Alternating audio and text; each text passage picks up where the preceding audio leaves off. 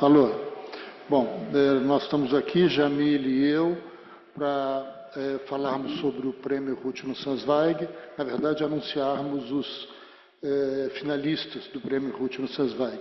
A Jamile vai falar um pouquinho do prêmio, é isso? Você fala e eu apresento os candidatos. Ah, tá bom. Então, o prêmio Ruth Nussensweig foi criado, eu não me lembro qual era o número da reunião, mas foi em 2002, em Porto Velho, na reunião que aconteceu, organizada pelo professor Mauro Tada, tendo como presidente de honra o Luiz Delbrando Pereira da Silva. O Luiz Delbrando, como vocês sabem, assim como Leônidas Dini, Luiz Rey, foram alunos do Samuel Pessoa e trabalharam juntos até que tiveram que tomar rumos diferentes do país devido à ditadura que se implantou no país, e Ruth e Vitor, como foi dito aqui no início desse evento, migrou para Nova York, onde eles fizeram um trabalho extraordinário, e Ruth foi a primeira a mostrar que esporosídeos irradiados podiam proteger humanos, primeiro camundongos, depois humanos na verdade não foi ela que fez em humanos, mas deu a possibilidade do Clyde fazer isso em humanos, contra a malária. Então ela, na verdade, fez a vida inteira de pesquisa em imunologia de malária e, sobretudo, para vacina, e que, na verdade, identificou o alvo parasitário, que é o único que tem produzido resultados suficientemente poderosos, digamos assim, ou medianamente poderosos, e que permitiram que a OMS liberasse a vacina para uso humano, e ela vem sendo aplicada já em estudos de fase 3 na África. Então, nós temos, tradicionalmente, a abertura de candidatura para esse prêmio, que é um prêmio bastante honroso, que tem honrado bastante dos jovens pesquisadores brasileiros, como a própria Ana Caroline, como a própria Jamile, e outros, o André Siqueira, que não está aqui, não sei, mas enfim. E quem mais? Thaís.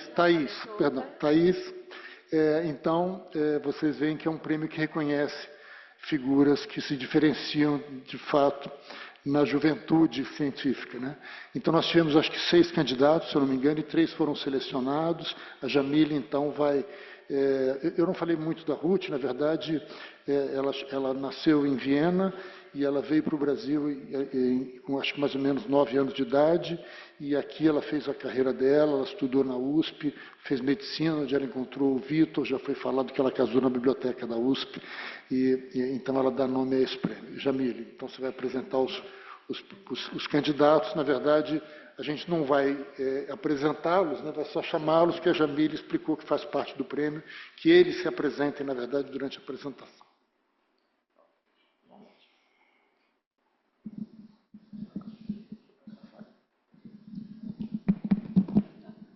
Oi, boa noite.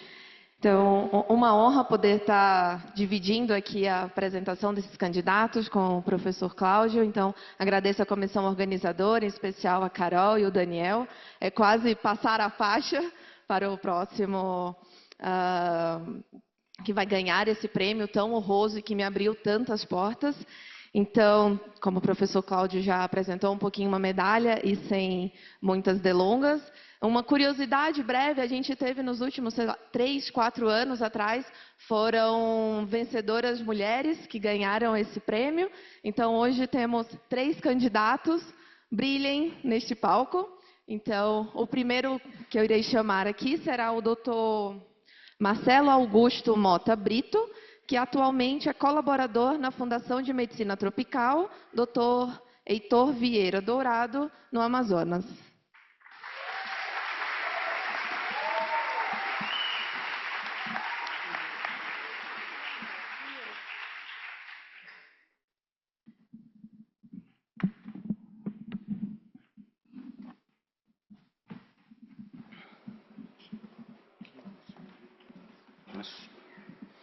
Bom, boa tarde a todos e a todas. Meu nome é Marcelo Brito, eu sou da Fundação de Medicina Tropical, Dr. Heitor Vieira Dourado, e me apresento hoje a vocês como um candidato à medalha Ruth Nussensweig. Primeiramente, eu gostaria de agradecer nominalmente ao Daniel e à Carolina pela organização do evento, super produtivo. E estendo o meu agradecimento também à comissão científica por me permitir apresentar um pouco da minha biografia para vocês. Eu sou farmacêutico de formação, fiz o mestrado e o doutorado na Universidade do Estado do Amazonas e na Fundação de Medicina Tropical, no programa de pós-graduação em Medicina Tropical, e finalizei o doutorado em 2020. O meu local de trabalho é a Fundação de Medicina Tropical Heitor Vieira Dourado, que é uma instituição de referência com mais de 50 anos de estudo em doenças tropicais infecciosas, que além de todo o know-how assistencial a tratamento, desenvolvimento terapêutico para doenças tropicais, também é um centro de pesquisa importante na região norte. Mais especificamente no Instituto Carlos Borborema, onde a gente tem uma infraestrutura importante para fazer pesquisa de qualidade. Eu sou manauara, originário de Manaus e também criado em Manaus.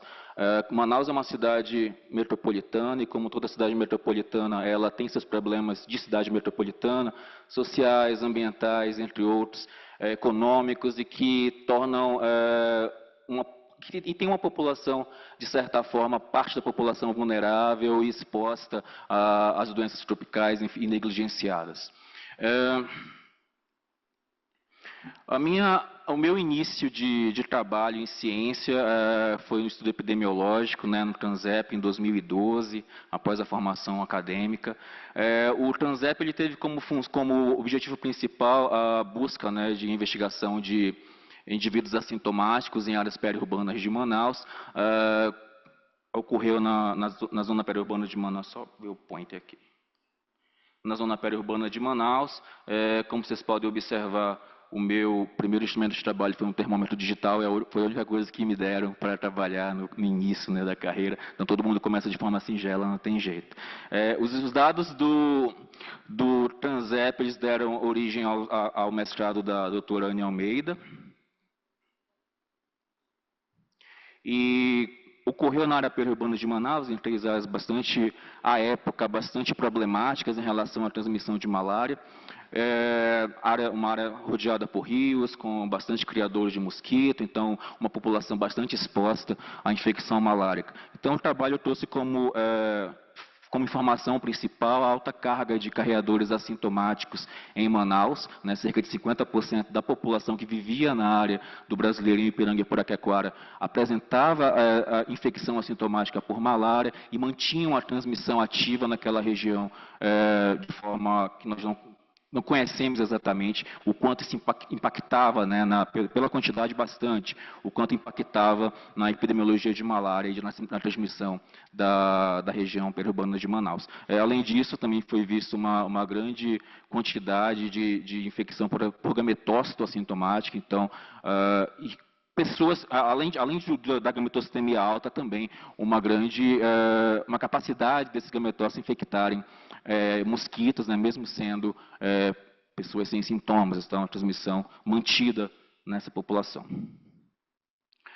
Depois do estudo do Transep, eu dei início ao meu estudo em ensaio clínico, na verdade estou liderado pelo Marcos Lacerda, então fui convidado pelo Marcos a participar dos ensaios iniciais de eficácia e segurança da tafenoquina em dose única para prevenção de recaídas de malária.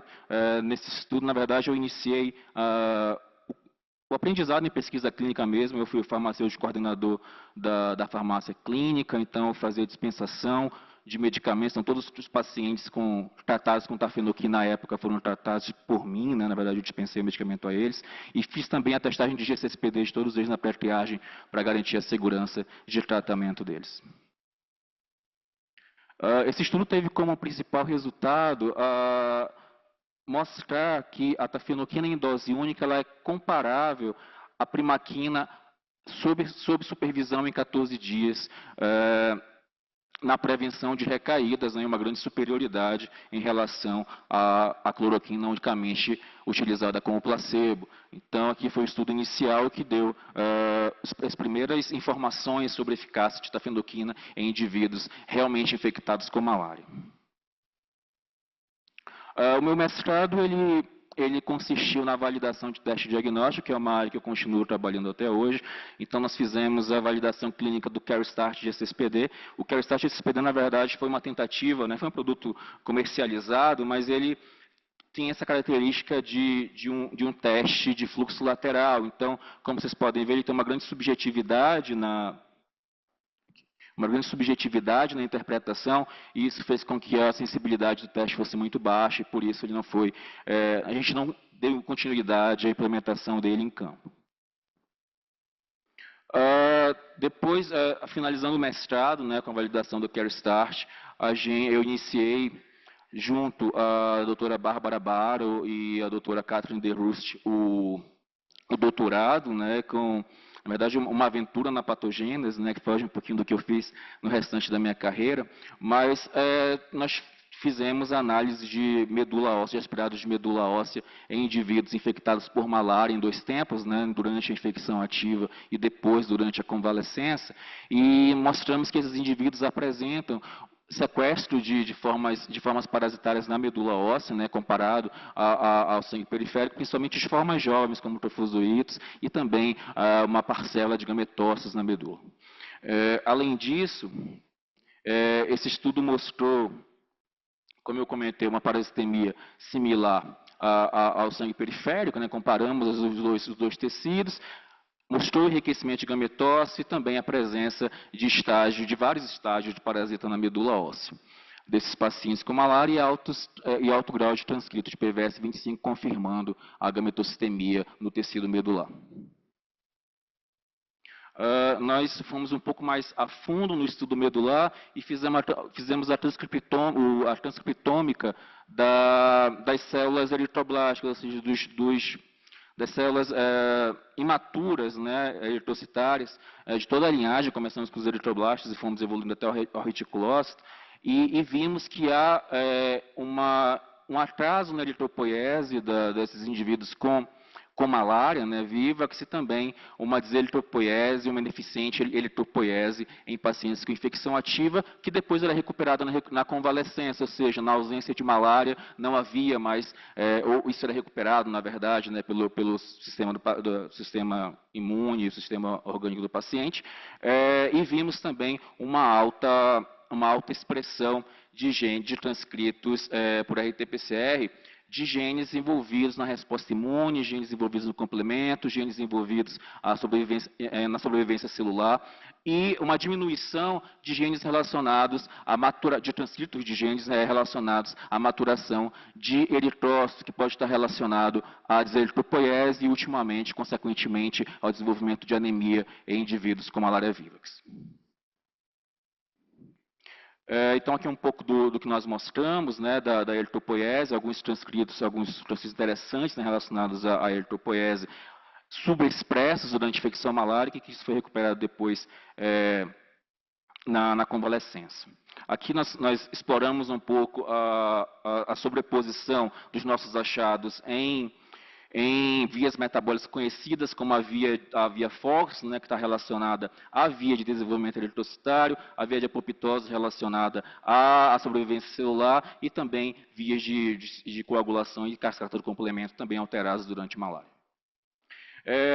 Esse trabalho eu fiz, em parte, no Instituto German Trias em Pujol, em Barcelona, na Espanha, com o professor Hernando Del Portillo, que foi um momento em que eu tive... foi uma experiência bastante importante, pessoal e profissional, no conhecimento também de horticultura em relação à pesquisa.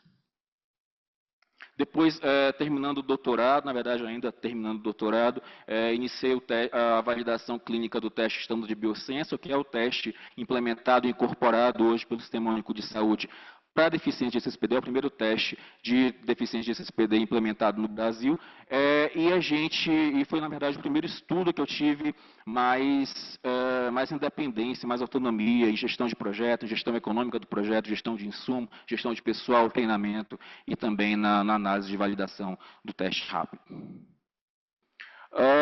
Em 2020, né, no período mais triste da nossa história, da história da nossa geração, a gente estava no Hospital Delfim Aziz, que é o hospital de referência, não é um estudo diretamente ligado à malária, mas no hospital de referência de tratamento de Covid-19, em que nós fizemos, de certa forma, ao mesmo tempo, 3 ensaios clínicos para avaliar a eficácia de cloroquina em formas graves, formas não graves, e também de corticosteroides na eficácia na eliminação do vírus SARS-CoV-2. Esse é o grupo de pesquisa que participou, né, parte do grupo de pesquisa que participou, liderado pelo professor Marcos Lacerda, e foi um grupo bastante resiliente, porque nós sofremos uma retaliação bastante profunda e contundente, né, da opinião pública, de pessoas que não... na verdade, é um exemplo claro de como a ciência, quando não responde aos desígnios políticos de algum grupo, pode ser perseguida e ser também levada a... não pode ser levada a sério. Depois disso, a gente iniciou o TRUST, né, passado o período pandêmico. O TRUST ele, foi o estudo de implementação de tafenoquina. Então, o TRUST iniciou em 2020, no período pós-pandêmico, a gente teve um atraso para iniciar o TRUST. Então, foi um estudo de implementação de tafenoquina em Manaus e Porto Velho. Esse foi o primeiro indivíduo em Manaus que fez uso de tafenoquina após a testagem de GCSPD. E foi um estudo que trouxe bastante aprendizado para mim também, devido a essa maior autonomia em conseguir realizar pesquisa. A gente fez a implementação em 49 unidades de saúde em Manaus e Porto Velho, né? A equipe do Délio, tudo que nós fizemos em Manaus, a equipe do Délio fez em Porto Velho, um colega bastante importante na minha biografia também. E aqui nós fizemos treinamento de pessoal, equipe de malária, desenvolvimento de material educativo, além da implementação do teste de GCSPD e da tafenoquina em dose única em condições de campo. O principal resultado relacionado à tafenoquina foi essa alta aceitabilidade, também um alto comprimento do algoritmo de tratamento com tafenoquina utilizado pelo sistema de saúde de Manaus Porto Velho. Também avançamos um pouco em farmacovigilância, na verdade, de segurança de tratamento, liderados pelo professor Wanderson e também pelo Antônio Balheiro e pela Patrícia Balheiro. Nós fizemos, eles, na verdade, desenharam o script de linkage probabilístico entre o CIVEP, que é um sistema que não conversa muito com outros sistemas, mas com o sistema de hospitalização e o sistema de mortalidade também nacional, que é com que nós temos trazido dados retrospectivos de segurança de uso de primaquina em cenário de tafenoquina em cenário de vida real. Com esses dados, né, de segurança, nós conseguimos fazer um estudo de caso, na verdade, né, mais específico desses pacientes que provavelmente com hemólise, né, por tafenoquina nós tivemos nenhuma, mas por primaquina alguns, que desenvolveram hemólise após o uso de primaquina. Então, aqui são alguns critérios clínicos que nós usamos. O QualiTrust é um irmão do Trust, né, liderado pelo professor Felipe Murta. Então, eu tenho participado mais como um aprendiz em estudo qualitativo do que como participando efetivamente, mas é importante também na minha biografia, porque tem me feito aprender bastante sobre aceitabilidade de ferramenta de implementação e também de serviço de público de saúde. Aqui um pouco do trabalho que a equipe do Felipe faz em campo. Meu tempo está acabando. O EFFECT foi uma continuidade, né, do TRUST, após o TRUST, que a gente viu que a tafenoquina, na verdade, até 180 dias, ela tem uma efetividade similar à primaquina, mas quando a gente vê a curva de Kaplan-Meier aqui no D90, por exemplo, de D60 e D90, a gente vê uma maior efetividade da tafenoquina em relação à primaquina e também um atraso no dia de recaída, né? Então, as recaídas por vírus pode ser mais precoce, a tafenoquina atrasa essa recaída e também foi desenvolvido um material educativo para pessoas com deficiência de GCSPD que usam primaquina semanal. Então, o EFFECT também trouxe como informação a descoberta de algumas variantes que a gente não tinha no nosso painel de variantes de GCSPD que estão relacionadas a hemólise por primaquina, né, e por tafenoquina, e que a gente tem avançado bastante também nessa área de pesquisa em polimorfismos de deficiência de GCSPD. Também tenho trabalhado no desenvolvimento de testes ultrassensíveis de malária, né, para a malária viva, que se falsipa, né, juntamente com a PEF Diagnostics. O TRUST-2 é um estudo de implementação, né, expandido da tafenoquina, e nós temos acompanhado, claro, um estudo todo capitaneado e liderado pela SEMA, né, pela Coordenação de Eliminação de Malária, mas que nós temos tentado ajudar, dando suporte técnico, científico e também nos treinamentos de pessoas e de agentes de saúde em áreas endêmicas para malária em toda a Amazônia. O ONT foi apresentado pela Michele mais cedo, então também é na verdade, uma nova opção de diagnóstico de GCSPD e que pode, no futuro, estar também disponível no Sistema Público de Saúde, mas ainda é muito cedo, é um protótipo, a gente ainda está iniciando os estudos. Alguns dos trabalhos importantes, né, o estudo de factibilidade operacional da tafenoquina em cenário de vida real, e também um estudo de efetividade publicado na Lancet Global Health em 2024. O trabalho originário do meu doutorado, que foi relacionado a mudanças prescricionais e morfológicas na medula óssea de pacientes infectados, também esse enriquecimento de gametócitos, e também a validação clínica do teste de diagnóstico de GCSPD.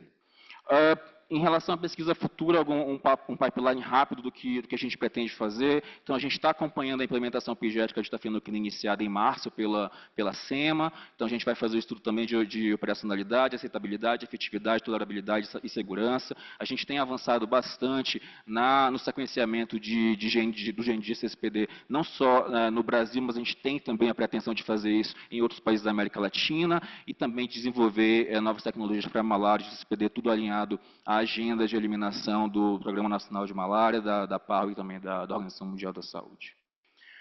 Finalmente, meus agradecimentos. Eu não posso falar da minha carreira científica sem falar sobre o Marcos Lacerda, né, que é o meu mentor, professor, sempre me desafiou bastante, confiou no meu trabalho. A doutora Anne Almeida, que é com quem eu divido diariamente os meus desígnios, as minhas frustrações e também as minhas ideias ruins. Geralmente as outras pessoas só têm acesso às boas, né? Então, mas ela ouve as ruins e é bem sincera quando elas são ruins. Agradecer ao meu colega Felipe Murta, com quem eu tenho trabalhado quase em simbiose, né? Fazendo um estudo qualitativo e quantitativo, e a doutora Gisele Mello, o doutor Welton Monteiro, por todo o apoio e suporte durante todos esses anos de formação acadêmica. Estendo o meu agradecimento a todas as instituições que, de alguma forma, eu pude participar e, principalmente, aprender com todas elas a fazer pesquisa científica. E eu também agradeço a atenção de vocês. Muito obrigado.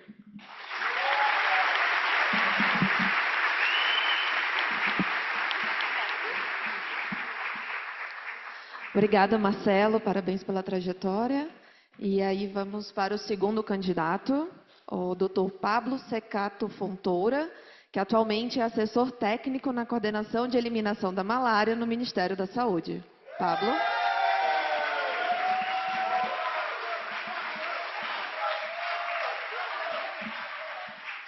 O melhor são as torcidas, né? Acho que eu preciso voltar aqui.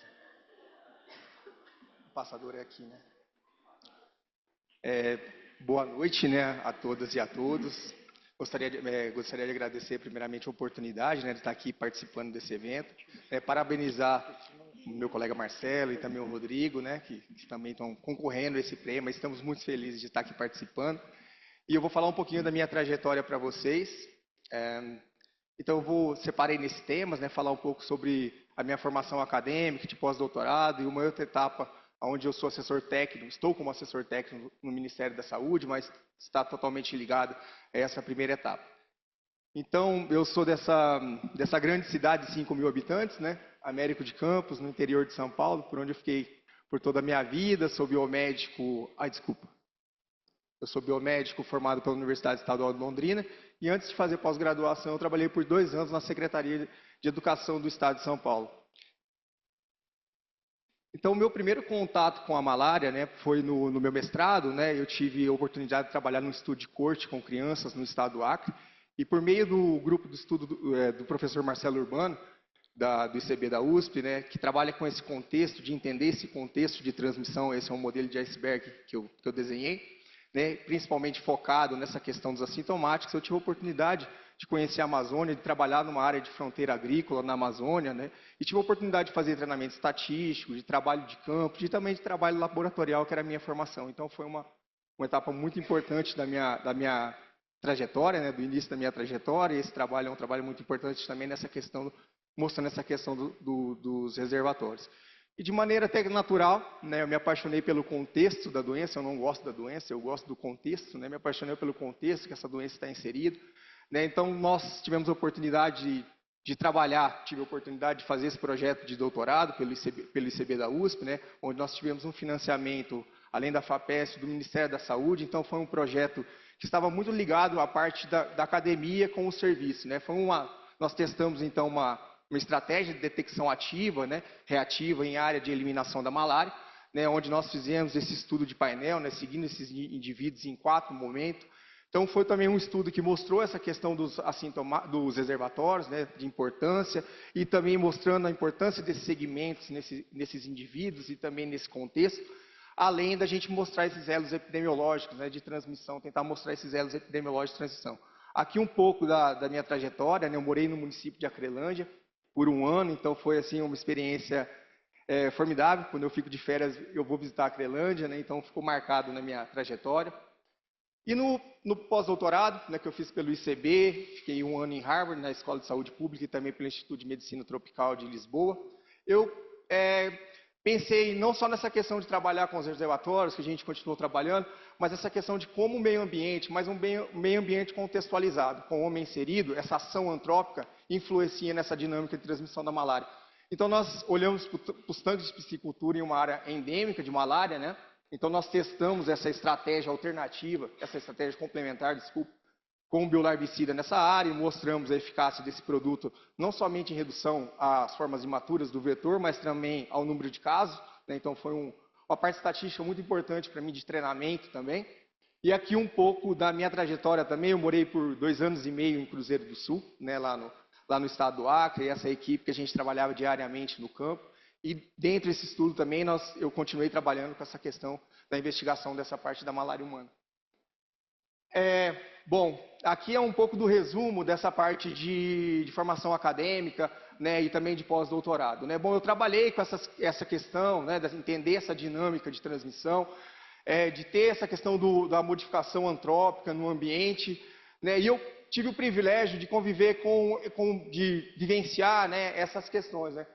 Apesar de tudo isso, né, de a gente mostrar a importância desses reservatórios, de todas essas questões envolvidas, o estado do Acre, do período que eu trabalhei, diminuiu em 30 mil casos, um período de 8 anos. É um número muito significativo. O município de Mâncio Lima, por exemplo, que está inserido num contexto, em 2017, quando nós iniciamos o trabalho, era o maior IPA do país.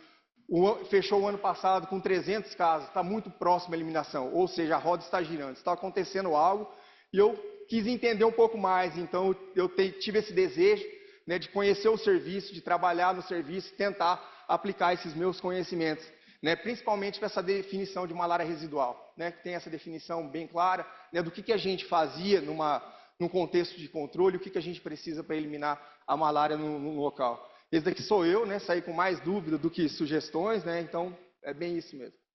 E nessa segunda etapa, então eu tive a oportunidade em 2021 de iniciar como assessor técnico no Ministério da Saúde, né. Então, inicialmente eu ia ficar 1 ano, falei depois eu vou voltar para a academia, e vai completar 5 anos que eu estou lá no Ministério, né. Então eu divido o meu tempo como assessor técnico e também como pesquisador, colaborador, né, em diferentes projetos que eu vou falar um pouco aqui. Então, com base nesses trabalhos e com muitos aqui de vocês, eu desenhei, né, esse panorama, né, essa estratégia, pensando nesses cenários, pensando na questão da microestratificação, do microplanejamento. Hoje, 25 municípios do Brasil detêm 80% da malária. Quase 70% dos municípios da Amazônia já não têm transmissão autóctone. Então, é esse pensamento, conhecer o global, mas direcionado para as ações locais. Então, eu desenhei essa proposta com diferentes cenários, que seja analisado a nível de município, né, e esses cenários direcionam essas estratégias ativas, né. No caso, a passiva, óbvio, está na rotina. E também, decorrente dessa proposta, né, essa questão do segmento, eu acho que é muito importante, também esse painel de orientação. Identificado o cenário, quais ações eu devo desencadear? Isso a gente trabalhou, né, em cima desses trabalhos que eu tive a oportunidade, e também de muito do trabalho de vocês. Bom, um dos meus questionamentos, será que se a gente colocar essas casinhas no papel, colocar esse monte de cor, lá na ponta o pessoal vai entender e vai realizar, que é o maior objetivo nessa tradução do conhecimento? Na minha opinião, não. Então eu venho trabalhando, né, de forma constante. Quem quiser se esconder de mim pode ir lá em Brasília, que não vai me encontrar lá. Eu fico muito mais no campo, né, fico muito mais discutindo essas questões no campo, né. Como fazer essas estratégias, por exemplo, numa área rural, numa área periurbana? Como adaptar esse tipo de modelo para, por exemplo, uma área de garimpo, que é onde o Estado precisa chegar? Porque se o Estado não chegar, a gente tem uma abertura muito grande, né, para coisas ruins, como a resistência ao antimalária, como a monitoterapia que age. Então, a gente tem que pensar em desenhar estratégias para chegar nessas pessoas.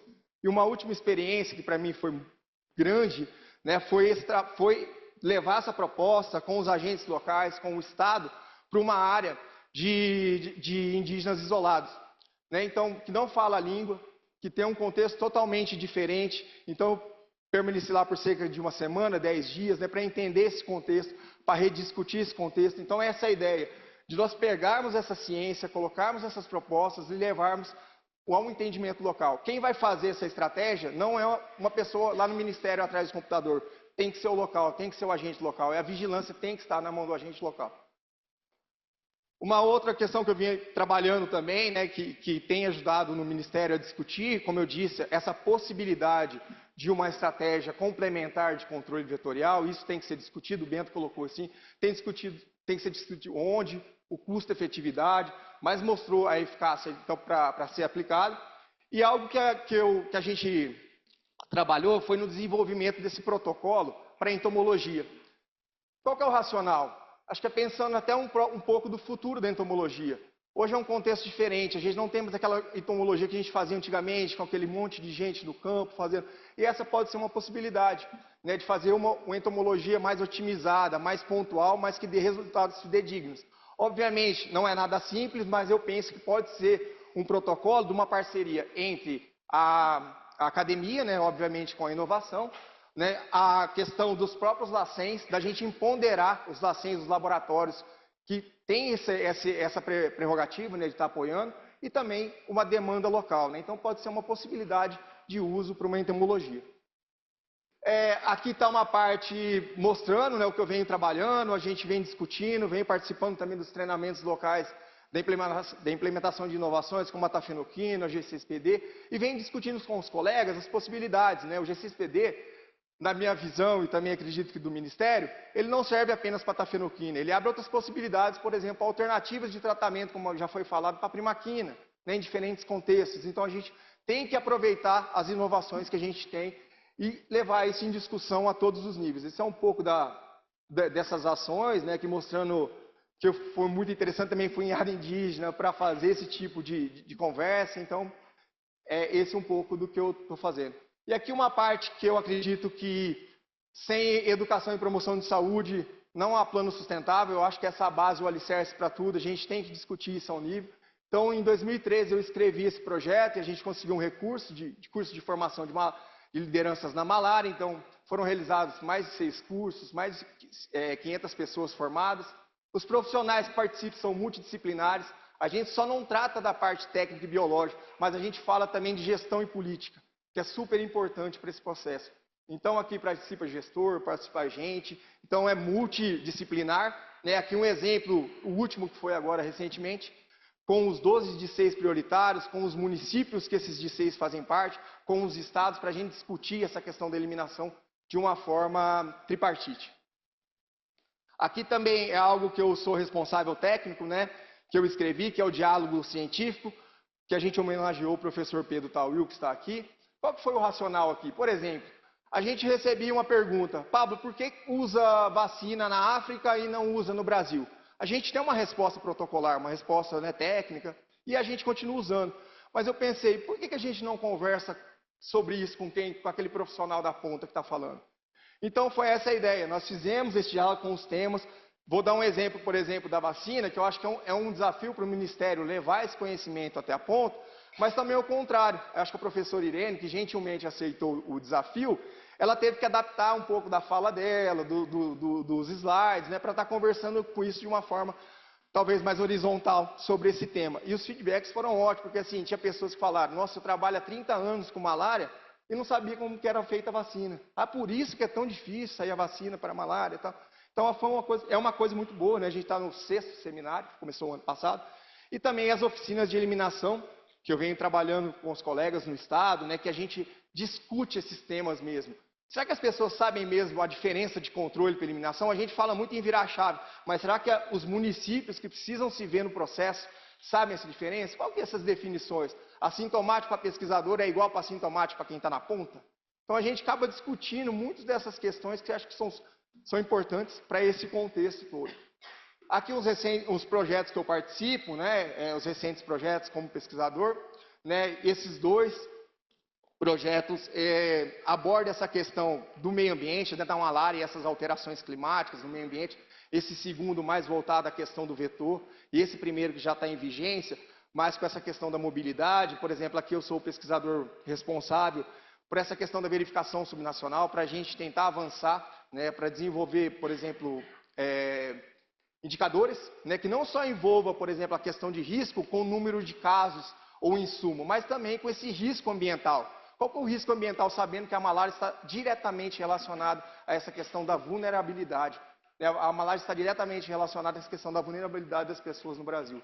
E esse terceiro, né, que é um tema desse tópico do diagnóstico na era da eliminação, que eu estou trabalhando junto com o pessoal do IOC, coordenado a professora Maria de Fátima, né, que é um tema muito importante e crítico para a gente avançar nesse contexto. Aqui algumas ações, não sei se eu estou falando rápido, eu estou olhando no tempo ali, né? Aqui algumas também iniciativas que eu trabalho em contexto, não faço nada sozinho, sempre com o pessoal lá do meu trabalho, com que eu trabalho de projeto. Eu destaco algumas que eu sou o responsável técnico, né, pela área de pesquisa do programa, a gente vem discutindo com o CTA e também com muitos de vocês, né, apoiando no que for possível, né, que for viável naquele momento. Também destaco aqui essa questão que eu estou à frente, né, por essa criação da rede de vigilância molecular, que a gente espera contar com muitos de vocês, que a gente tem uma discussão mais horizontal, né, entre pesquisa, entre o Ministério, sobre esse tema muito importante, né? Então, são esses pontos que eu destaco, além do que eu já citei. Aqui, já vou para a parte final, que o meu tempo já está chegando. Algumas considerações. O Laverran foi um divisor de águas na minha carreira, né, que eu comecei lá, cheguei lá do Acre, fui lá, e o André e a Paula do Ministério me colocaram no devido lugar, mas brincadeiras à parte, fez eu crescer muito. Participei de outros eventos, mas cada vez mais eu valorizo isso, né? Essa presença com a comunidade, essa presença com os agentes, tem me ajudado muito a entender esse contexto, tem me ajudado muito a entender aquelas casinhas, como que eu tenho que mudar, aquelas cores, e eu estou valorizando cada vez mais, não em detrimento dos outros, muito pelo contrário, mas esse contexto de estar conversando com os agentes locais, com a população local. Então, para finalizar, é nisso que eu estou trabalhando, né, nessa, acho que curta carreira, né, não sei, nessa carreira, a ciência do controle, a ciência da eliminação e a ciência da prevenção da reintrodução tem as suas particularidades, mas nós temos que aproveitar o que nós temos. A gente tem uma mania de descartar tudo, e não. Acho que é um contexto que a gente tem que pensar em diferentes cenários, pensando no Brasil.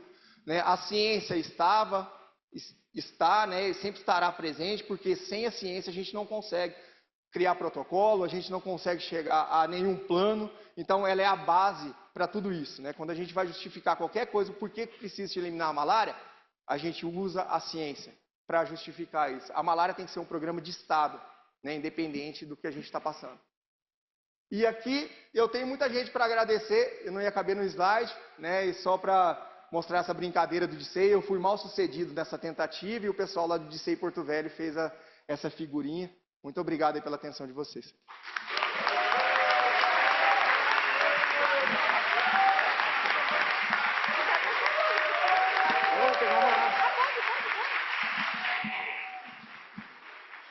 Obrigada, Pablo. Parabéns pela trajetória. Pablo, o professor, o que você sente lá? Convido agora ao palco o Dr. Rodrigo Malavasi Corder, próximo candidato, que atualmente é professor no Departamento de Parasitologia no Instituto de Ciências Biomédicas da Universidade de São Paulo. Rodrigo.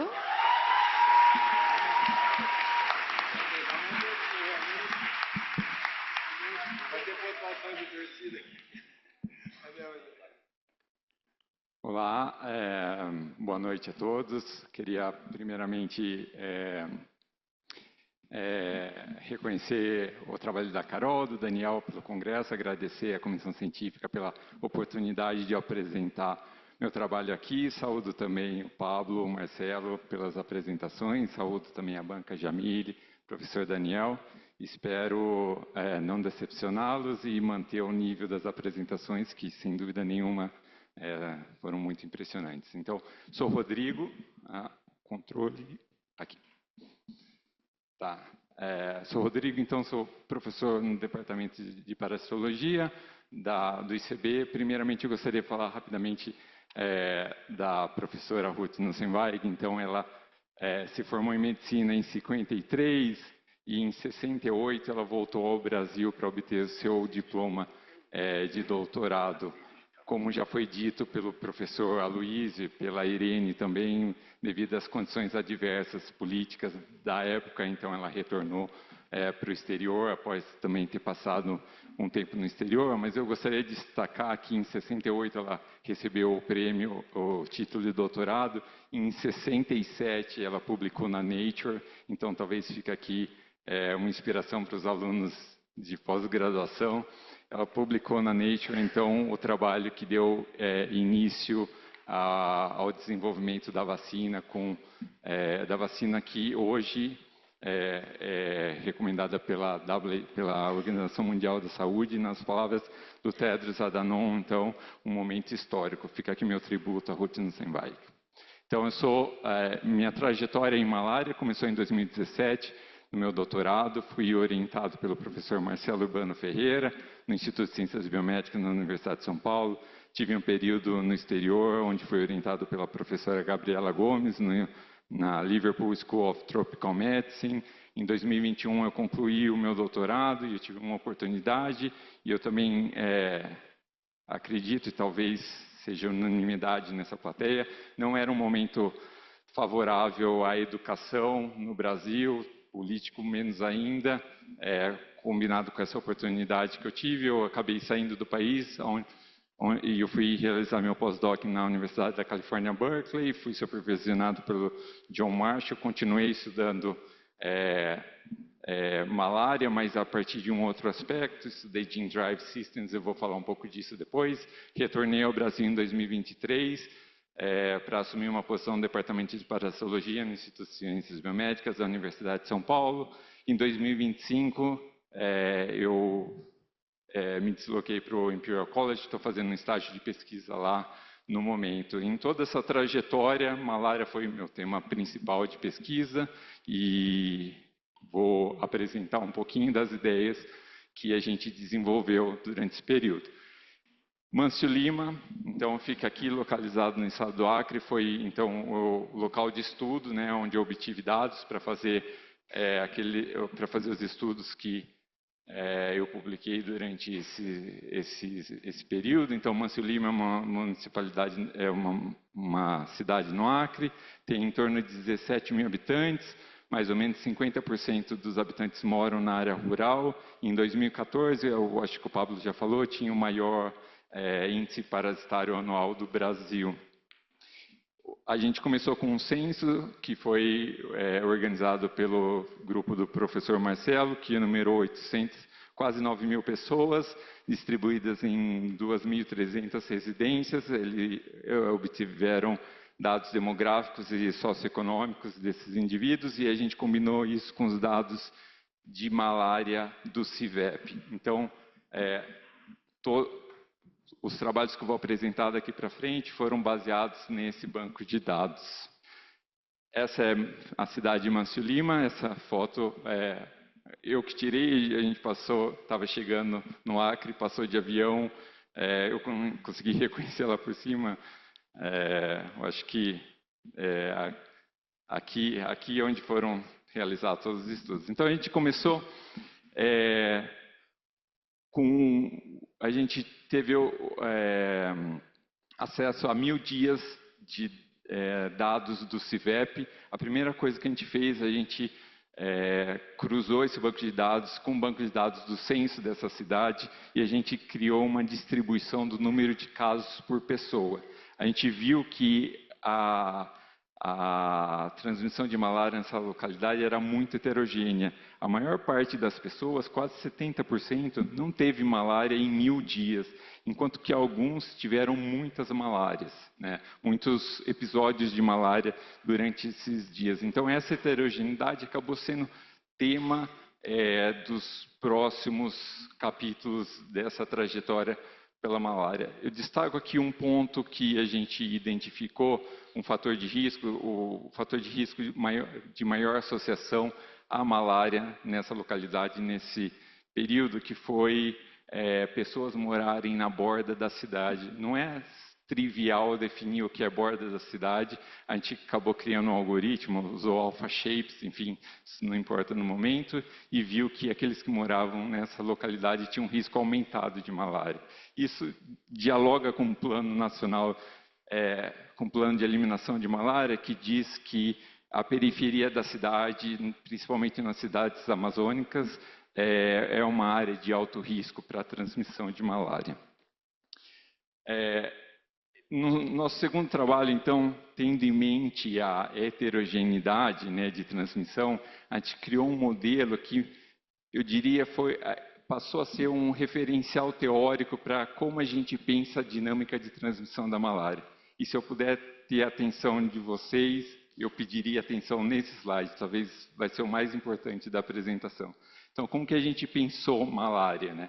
A gente sabe, tem um indivíduo que é suscetível à malária, ele se infecta, depois de fazer o tratamento, ele se recupera. Esse indivíduo, então, provavelmente ganha um pouco de imunidade, porque ele foi exposto ao parasito, ele se infecta novamente, ele se recupera, e cada vez que ele se infecta, ele ganha um pouco de imunidade e tem uma probabilidade menor de desenvolver sintomas. E se ele é exposto ao parasita, a gente fez uma premissa que quanto mais vezes ele era exposto ao parasita, maior era a probabilidade de, se ele tiver uma infecção, ele se tornar assintomático. Então, pensando nessa dinâmica, a gente tentou ajustar um modelo, a densidade de incidência estratificada por idade e distribuição dos números de casos por pessoa. Esse modelo é bastante simples, ele tem pouquíssimos parâmetros, a ideia é mais ou menos essa, mas a gente viu que, se a gente considerasse que todo mundo tivesse a mesma exposição para a malária, a gente não conseguiria ajustar muito bem os dados. Então, a gente dividiu a população em dois grupos, um grupo de alto risco e um grupo de baixo risco, ambos sobre essa dinâmica. Só que o grupo de alto risco, então, teria maior probabilidade de se infectar, se recuperar e mover dentro desses compartimentos. O grupo de baixo risco, uma dinâmica um pouco menor. Quando a gente ajustou os dados do modelo aos dados observados em campo, a gente viu que 80% da população era de baixo risco, enquanto 20% era de alto risco. E cada vez que o indivíduo se infectava, a gente tinha uma taxa constante de ganho de imunidade parcial, dado por esse decaimento exponencial.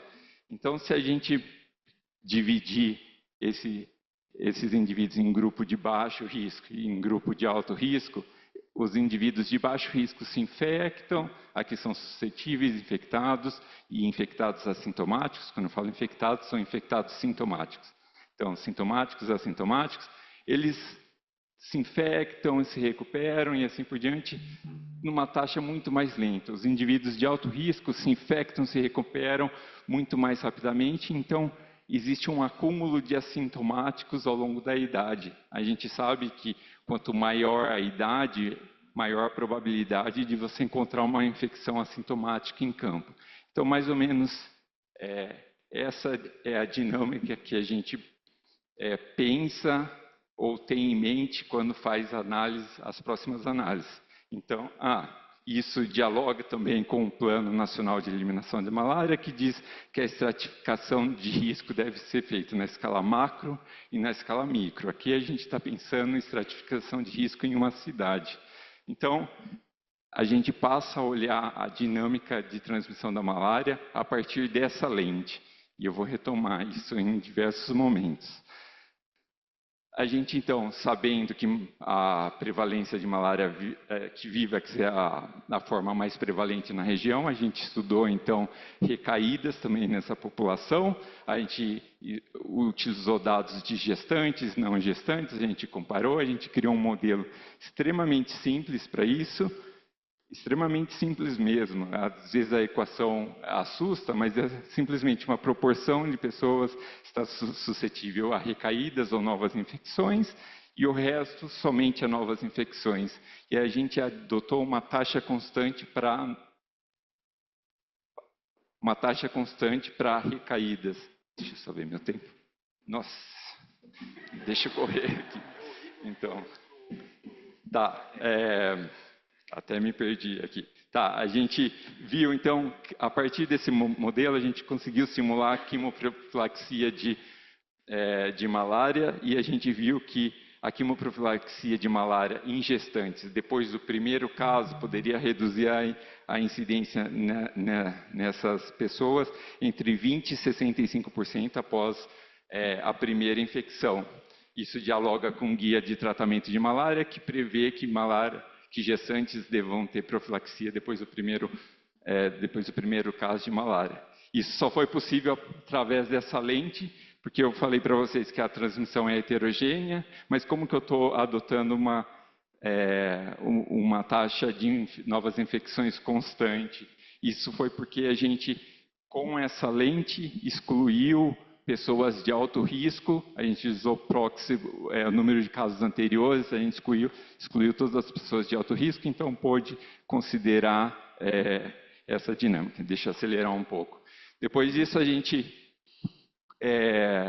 coletou diversos estudos que foram feitos na Amazônia, que tinham dados de QPCR, então a gente quantificou a distribuição das parasitemias nesses indivíduos e viu que a parasitemia de indivíduos assintomáticos era mais baixa do que de indivíduos assintomáticos.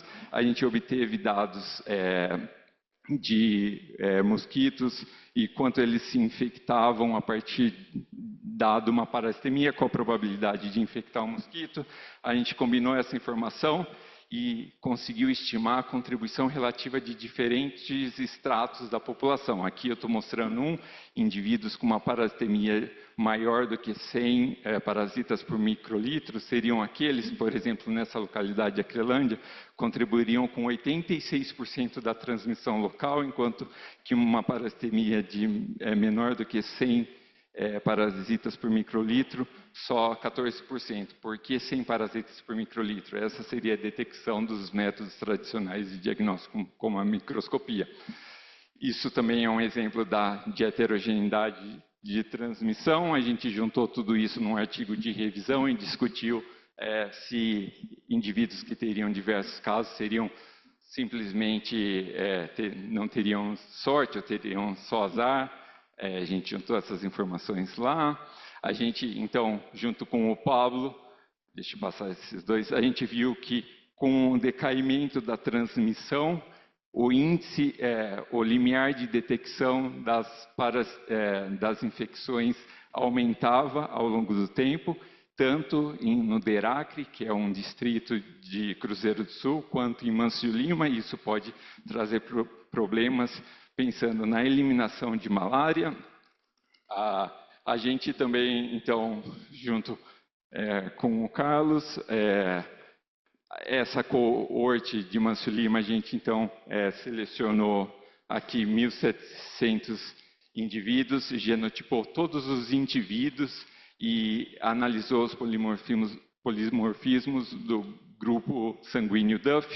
E quando a gente olha somente a incidência desses caras, a gente não encontra diferença significativa nenhuma, com exceção do grupo Duff negativo, que tem uma incidência muito mais baixa, mas se a gente olhar a partir da lente da heterogeneidade ou da dinâmica de transmissão, como a gente pensava, a gente estratificou isso por idade e viu que um dos polimorfismos indicava um risco maior, mas se ele indica um risco maior, em um determinado momento, ele ganha imunidade parcial, e depois ele tem um risco menor, depois isso se equaliza ao longo do tempo.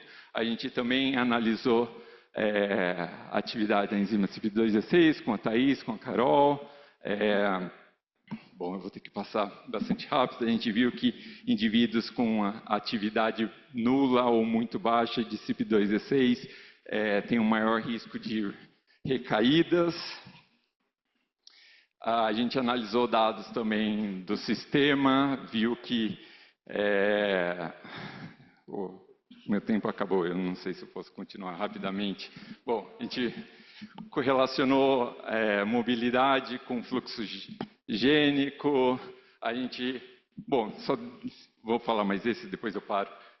Esse é o posto que eu estou apresentando, talvez tenha alguma relevância para o controle.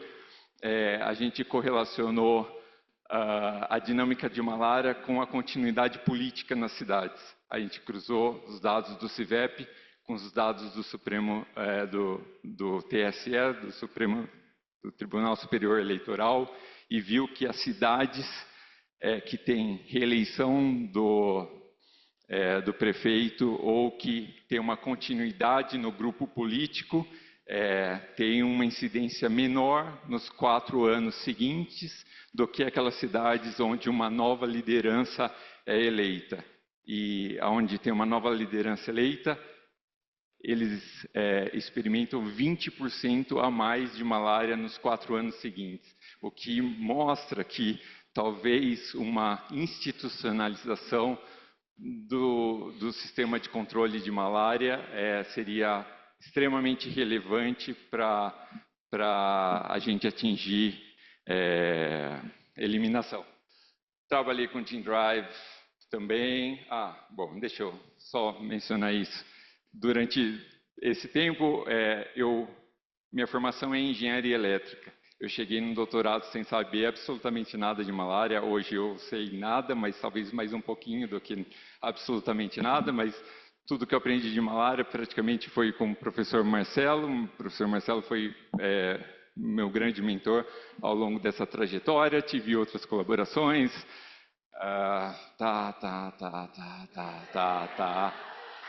Diversas revisões. Meu laboratório, se alguém quiser trabalhar pensando em modelos matemáticos, malária, transmissão, por favor, me procure. Agradeço os membros do laboratório e todas as outras pessoas. E eu deixo vocês com essa frase linda, maravilhosa do Mário de Andrade no livro Macunaíma, e sabemos que todos aqui estão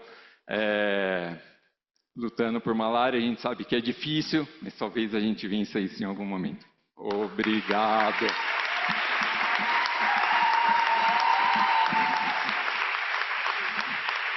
Obrigada, Rodrigo. Parabéns pela trajetória. Parabéns aos 3 candidatos. A nossa sessão encerra. Não sei se tem mais alguém que queira a palavra. Eu acho que nessa sessão também não tem perguntas. Então, boa noite a todos. Obrigado por estarem presentes assistindo nossos palestrantes finais.